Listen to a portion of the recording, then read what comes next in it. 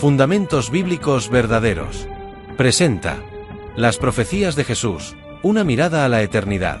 Acompáñanos a descubrir cómo será el futuro de la humanidad, mediante un análisis profundo de Mateo 24 y 25.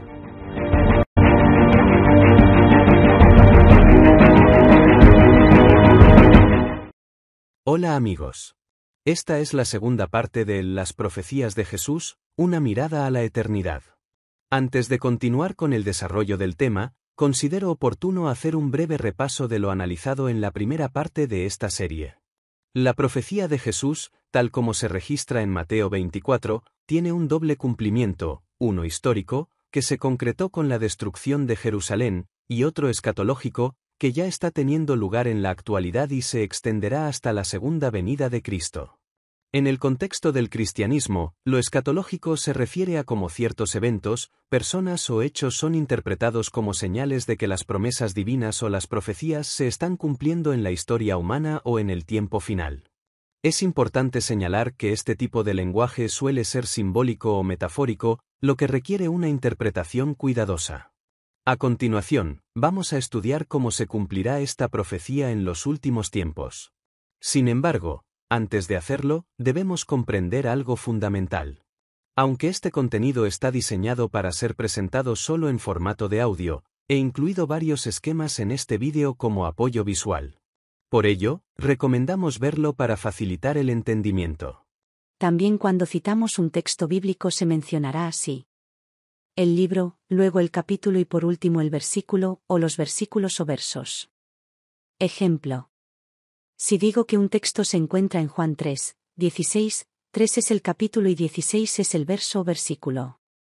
Juan 3, 16 al 18, indica que los textos considerados son los versos 16, 17 y 18.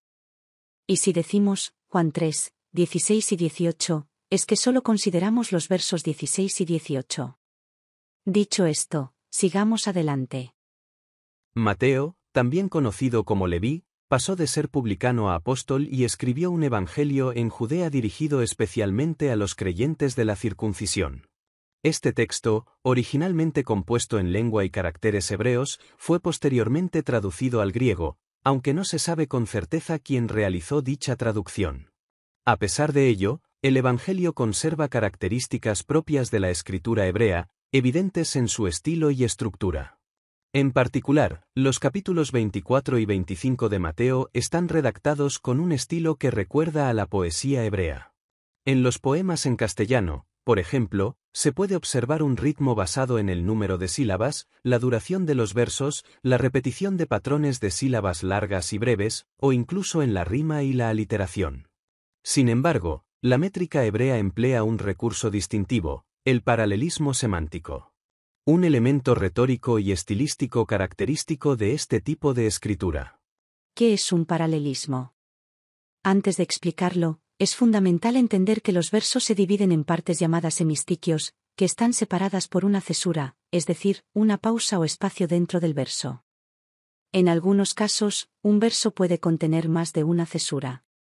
Además, el final de un hemistiquio se considera equivalente al final de un verso. El paralelismo se construye a través de la repetición o correspondencia de ideas y significados entre los hemistiquios o los versos.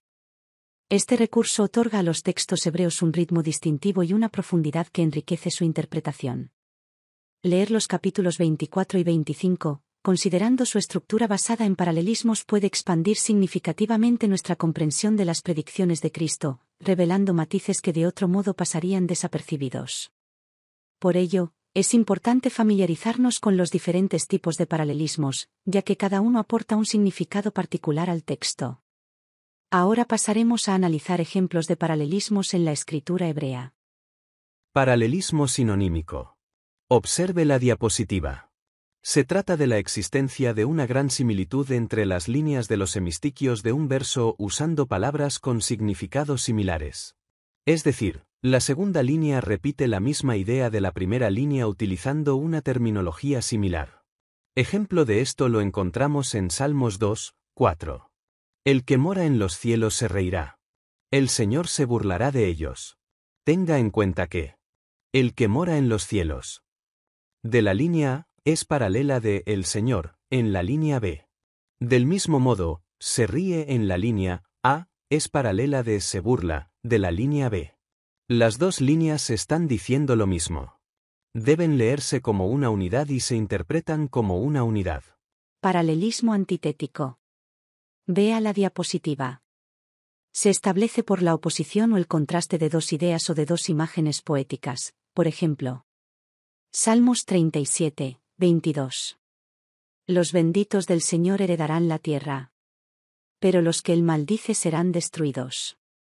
En esta forma de paralelismo, los contrastes son a veces bien marcados, como en el ejemplo precedente.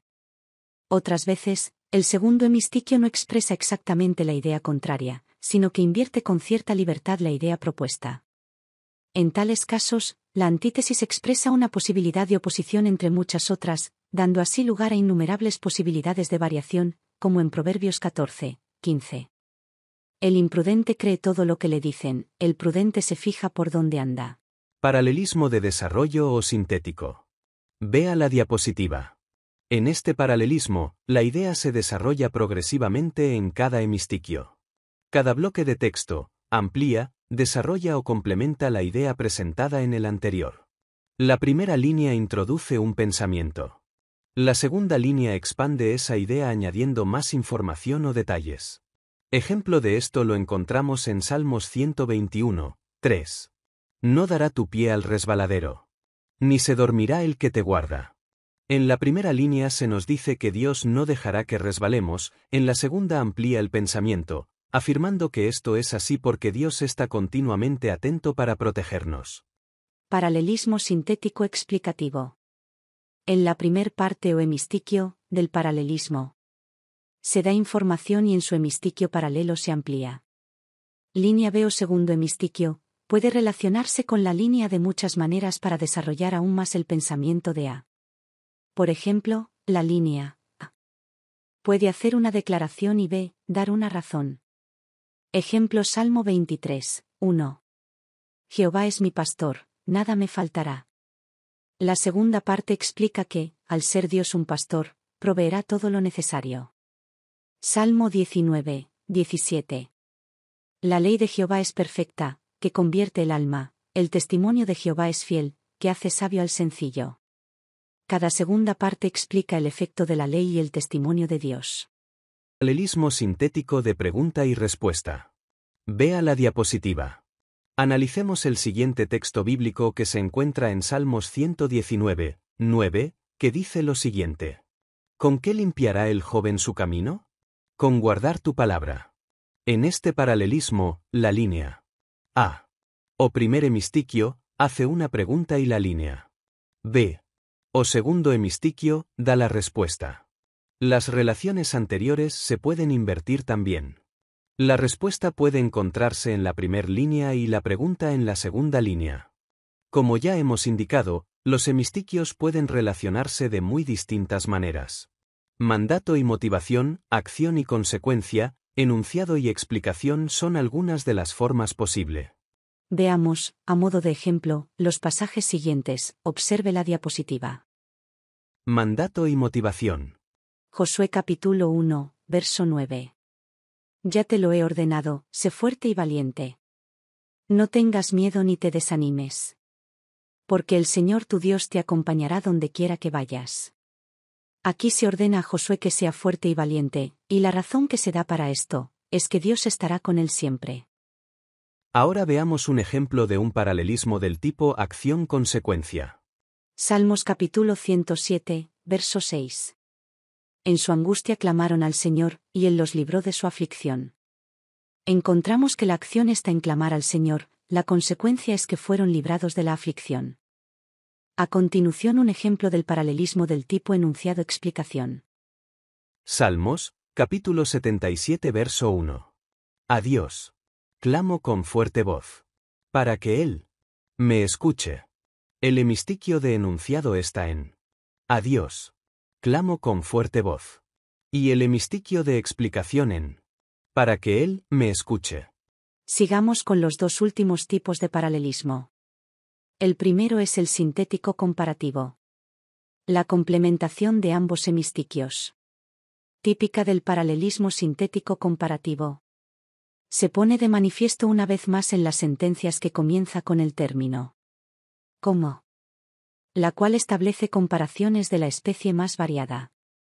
Como el vinagre a los dientes y el humo a los ojos, es el perezoso para aquel que lo envía. Proverbios 10, verso 26. Como nubes y viento sin lluvia. Es quien presume de dar y nunca da nada. Proverbios 25, verso 14. Como ciudad sin muralla y expuesta al peligro. Así es quien no sabe dominar sus impulsos. Proverbios 25, verso 28. Como el perro vuelve a su vómito. Vuelve el necio a su insensatez. Proverbios 26, verso 11. Como baño de plata sobre olla de barro son las palabras suaves que llevan mala intención. Proverbios 26, verso 23. Ya vimos que existen varias formas de paralelismos en la que se puede estructurar el texto bíblico. Los que más nos interesan son los del tipo sintético y de estos el que analizaremos a continuación. Ya que San Mateo 24 y 25 se estructuran usando ese paralelismo, y algunos de los ya visto. Los invito a seguirnos unos minutos más para analizar este tipo de paralelismo sintético que se denomina progresivo. El paralelismo progresivo. El paralelismo progresivo es una estructura poética en la que una idea se desarrolla mediante la repetición parcial de palabras o frases del verso anterior, añadiendo énfasis y profundidad al mensaje. Un ejemplo claro de este recurso se encuentra en Salmos 145, 18. El Señor está cerca de los que le invocan con sinceridad. Aquí, la repetición del término, invocan, refuerza la condición necesaria para experimentar la cercanía de Dios. Otro hermoso ejemplo se halla en Salmos 93, 3 al 4. Levantan los ríos, Señor, levantan los ríos su voz, levantan los ríos su fragor. Más que la voz de aguas caudalosas, más potente que el oleaje del mar, más potente en el cielo es el Señor. En este pasaje, la repetición del término, ríos, y el aumento de intensidad en cada verso, resaltan la majestad de Dios sobre las fuerzas de la naturaleza. Tenemos que tener en cuenta que puede existir una combinación de paralelismos. Por ejemplo, aquí tenemos una combinación del sintético y sinonímico. Volvamos a analizar Salmos 93, 3 y 4, pero esta vez teniendo en cuenta esta nueva información. Este es un ejemplo de paralelismo progresivo donde se repite una palabra, en este caso ríos y Jehová, pero a la vez este paralelismo se combina con el sinonímico, donde ríos es sinónimo de muchas aguas. Alzaron los ríos, oh Jehová. Los ríos alzaron su sonido. Alzaron los ríos sus ondas. Jehová en las alturas es más poderoso que el estruendo de las muchas aguas, más que las recias ondas del mar. Reiteramos que el paralelismo que más nos interesa es el sintético progresivo. Eso no quita que debamos tener conciencia de la existencia de los otros tipos, para identificarlos cuando aparezcan. A diferencia de otros tipos de paralelismo, donde se repite o contrasta una idea, en el sintético progresivo se produce un desarrollo gradual del pensamiento. No es una simple repetición, sino un enriquecimiento del mensaje. A medida que el texto avanza, cada línea añade información nueva, complementando y ampliando la idea anterior. Esta progresión se caracteriza por la repetición de una o varias palabras, las cuales marcan la presencia de un hemistiquio. Cada hemistiquio aporta un nuevo matiz a la idea previa, y en conjunto, todos los hemistiquios construyen el significado completo del pasaje. Ahora hagamos una pausa musical, tras la cual retornaremos, para comenzar a encontrar los primeros paralelismos en el capítulo de San Mateo 24.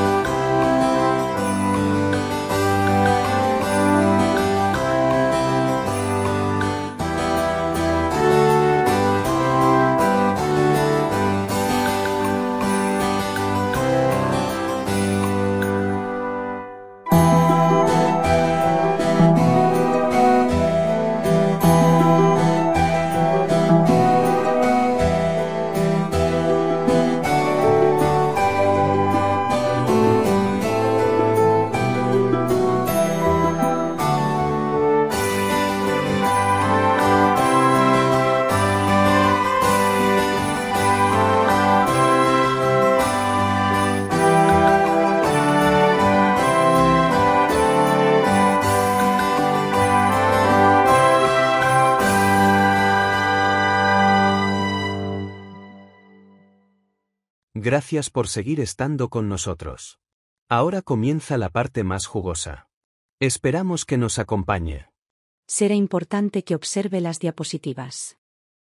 Al leer Mateo 24, con la información que ahora tenemos, observaremos el uso repetido de ciertas palabras que, en el griego original, son las mismas, o de ideas expresadas con diferentes términos pero que abordan el mismo tema.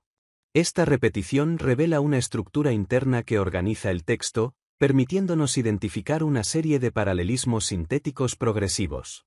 Cuando analizamos Mateo 24 desde esta perspectiva, comprendemos con mayor profundidad el mensaje que Cristo quiso transmitir a quienes vivimos hoy y a las generaciones futuras. Esta estructura interna nos permite captar detalles y conexiones que, de otro modo, podrían pasar desapercibidos.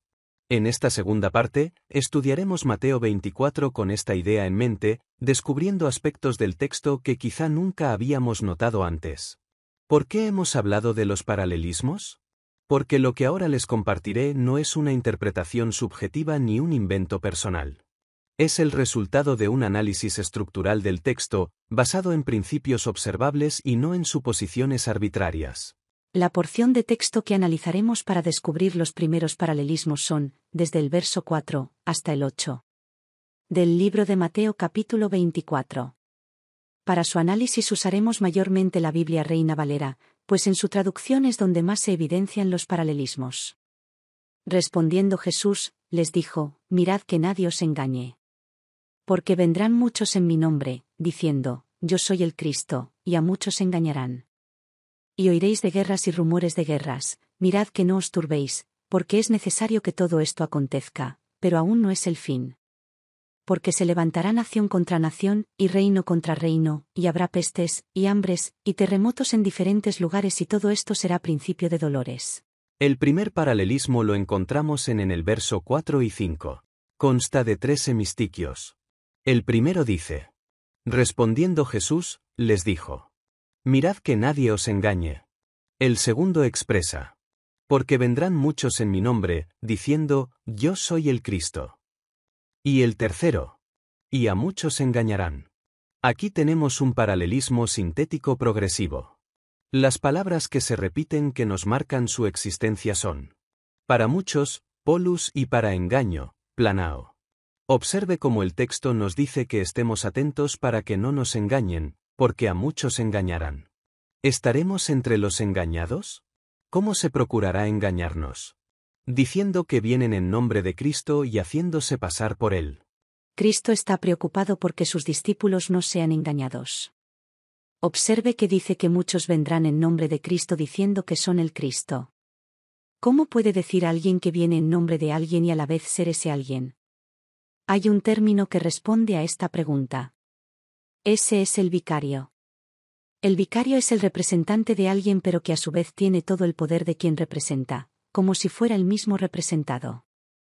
Cristo advierte que no habrá que creer en quienes se dicen vicarios de Cristo. Cristo dijo que el Padre enviaría un vicario. Al Espíritu Santo. En Juan, capítulo 14, verso 26 dice: Mas el Consolador, el Espíritu Santo, a quien el Padre enviará en mi nombre, Él os enseñará todas las cosas, y os recordará todo lo que yo os he dicho. Pero aquí se nos habla de que vendrán personas diciendo que son el vicario de Cristo y que estos a muchos engañarán. Este término también puede ser traducido como seducir. En otras palabras, el Señor Jesús predice el surgimiento del papado. ¿Acaso no se autoproclama el Papa como vicario de Cristo? ¿No hace galas de tener los mismos poderes de Dios, como ser el de perdonar pecados? Solo Dios tiene el poder de perdonar pecados. Además de esto, no se puede descartar que aparezca quien se haga pasar por Cristo sin tener el título de vicario. De hecho, el texto más adelante lo confirma. Habrá falsos profetas, que obviamente vendrán en nombre de Cristo, y habrá falsos cristos, o un falso Cristo. El siguiente y último paralelismo que desarrollaremos hoy está entre los versos 6, 7 y 8, que expresan, en el primer hemistiquio: Oiréis de guerras y rumores de guerras, mirad que no os turbéis, porque es necesario que todo esto acontezca, pero aún no es el fin. Y en el segundo: Se levantará nación contra nación y reino contra reino, y habrá pestes, hambres y terremotos en diferentes lugares. Pero todo esto es solo principio de dolores. Observe la diapositiva. Aquí lo que tenemos es un paralelismo antitético, donde hay dos ideas que se oponen. Aquí encontramos que no es el fin, se contrapone con que es el principio. La idea de que no hay que turbarse se contrapone al hecho de que habrá dolores. Veamos. Habrá guerras y rumores de guerras, eso será porque se levantará nación contra nación y reino contra reino, habrá pestes y hambres. Es probable que estas pestes y hambres sean el resultado directo o indirecto de estas guerras. Hoy día las armas bacteriológicas son de las más temidas. ¿Qué fue el COVID-19? Varios informes, entre ellos, de la CIA, afirman que es más probable que el virus se hubiera filtrado de un laboratorio chino a que se transmitiera a través de animales. Además de esto, una guerra puede afectar tanto la producción como la distribución de los alimentos. Hoy día la guerra entre Rusia y Ucrania ha afectado la seguridad alimenticia a nivel mundial. En marzo de 2022, los precios mundiales de los alimentos alcanzaron un máximo histórico. Los precios de los futuros del trigo se dispararon casi 60% una semana después de la invasión. Se puso en peligro más de un tercio del comercio mundial de trigo, el 17% del comercio mundial de maíz y casi el 75% del comercio mundial de aceite de girasol. Lo mismo pueden hacer los terremotos, si bien estos afectan poco la producción de alimentos, los tsunamis, que en definitiva son producidos por terremotos marinos, sí pueden hacerlo. Pensemos qué pasaría si existiera un intercambio bélico, aunque sea a baja escala, del tipo nuclear. El accidente nuclear de Chernóbil obligó a restringir ciertos alimentos aún hoy día. Pero no tenemos que sorprendernos o aturdirnos, ya que Cristo afirmó que es necesario que esto acontezca. Podemos razonar que Cristo nos está diciendo que es el principio del fin, y si el fin está cerca debemos alegrarnos, pues Cristo está por venir a buscarnos. En el libro de San Lucas, capítulo 21, verso 28 dice: Cuando estas cosas comiencen a suceder, erguíos y levantad vuestra cabeza, porque vuestra redención está cerca. Esto es todo por hoy, los esperamos para la próxima entrega. Ayuda a difundir este mensaje, dándole like al vídeo y activando la campanita para recibir las notificaciones en el momento en que subamos más material.